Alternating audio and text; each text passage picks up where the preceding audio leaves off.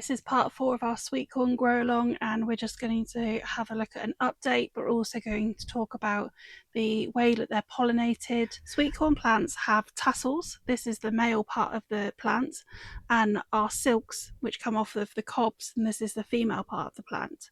And we need the pollen which sits on the tassels to come down and cover the silks, and you notice there's a lot of silks that comes out of each cob, and each individual silk is what's going to pollinate each individual corn on that cob. So if we have patches in our corn, then it's because just one or a couple of those silks haven't had the correct amount of pollen in order for that corn to swell up and start getting to a point where it's going to be nice and tasty for us. Sadly, my corn seems to have stopped growing at around sort of 3.5–4 foot. I don't know why. It's probably not, I don't think, due to water, because we've had an awful lot of rain, so that doesn't seem likely, but it's clearly had some sort of issue of being stressed. And I've seen lots of other gardeners have issues over the years, but it's not something I've ever experienced before, and I don't know the difference of whether or not this is really going to affect my cobs and the harvest that I have.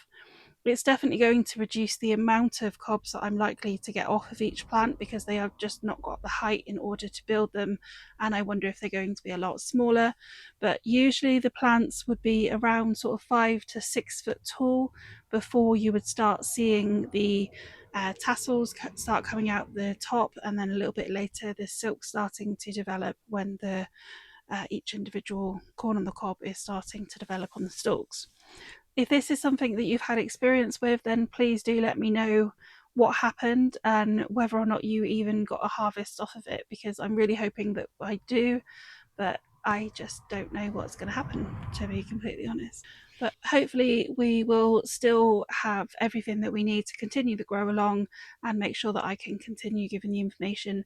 But if the information isn't out quick enough and you're a little bit concerned that I haven't mentioned something when it's time to do so, then please do let me know, and I will make a video a little bit sooner than mine are producing, because it might just be that they are a little bit slower this year.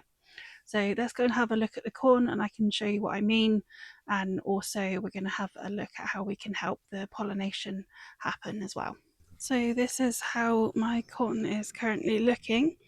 You can see the tassels are starting to form on the top of most of the plants. A few of them, it's just sort of starting to come a little bit further down, but otherwise this is how they're looking. And then the silks, which is where the corn on the cob is going to be, have literally just started coming in the last sort of 24 hours.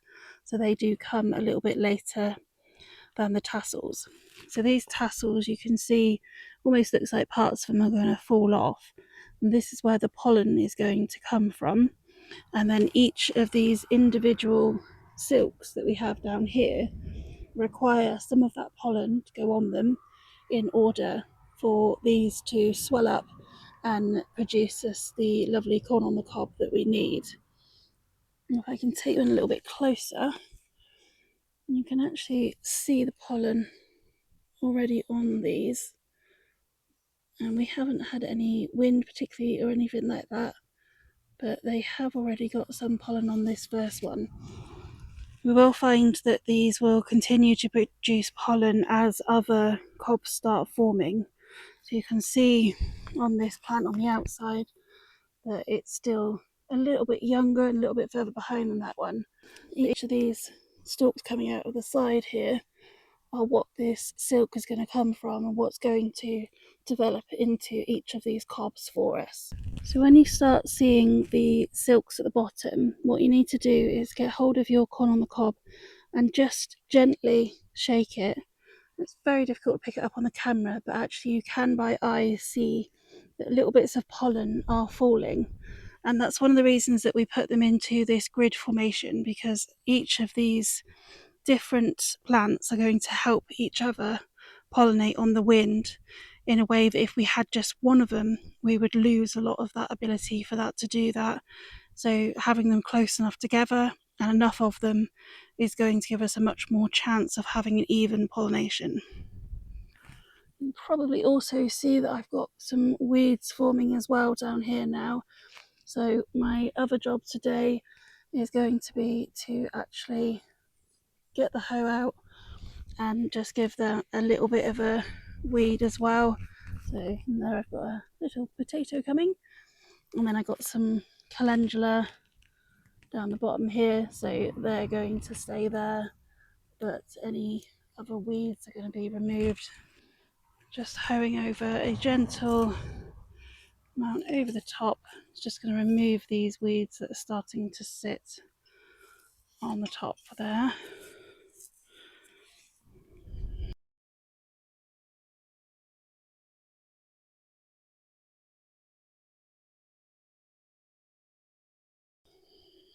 And then next I'm going to put in some chicken manure pellets. It's not necessarily something I would normally do because the bed has been fed before the plants went in, but as they are struggling, I think it might be a good idea to add some. And then I'm just going to hoe this in as well. Just being careful not to go completely up to each of the stalks because we don't want to cause any issue with any fertiliser burn.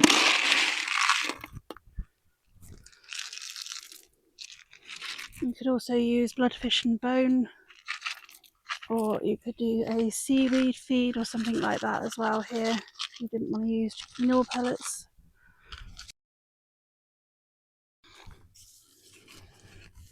And I'm just going to aggravate that into the soil a little bit, being careful of the plants in between. We do also want to make sure that our sweet corn is kept reasonably watered during any additional heat like we're having at the moment. That will hopefully stop you having any issues like I'm having with becoming smaller than they'd normally be, and it should help them continue to build some nice fat and juicy cobs for you. So I'm not worried about removing any of the weeds that I have hoed off. They should just die on the surface, and then, but if any do survive, then I'll just go back over with the hoe in about a week. But otherwise, I probably don't need to do much to this bed now because the weeds aren't too bad until we're ready to actually harvest these cobs. But what I will continue to do is just come over here and give them a tap and encourage that pollen onto those silks. You want to regularly do that. If these tassels are still looking like this and they still have pollen on when you shake them, and obviously each plant is at a slightly different stage as well, then it's worth continuing to shake them to try and make sure that we have a really even amount of pollination that's going to happen here.